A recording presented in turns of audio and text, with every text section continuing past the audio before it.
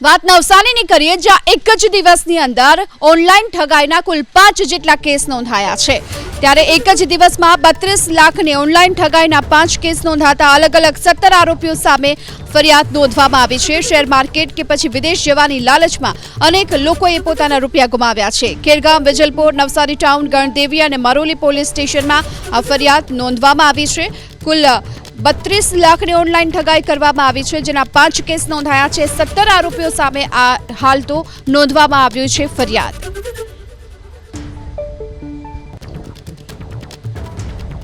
નવસારી જિલ્લાની અંદર એક સાથે 5 સાયબર ક્રાઇમના ઓફેન્સીસ દાખલ કરવામાં આવ્યા છે। તે 5 ઓફેન્સીસ મલાવીને 17 જેટલા આરોપીઓ ખિલાફ આ ગુના નોંધાયા છે અને ટોટલ ફ્રોડની અમાઉન્ટ જો છે તે 32 લાખ રૂપિયાની થાય છે।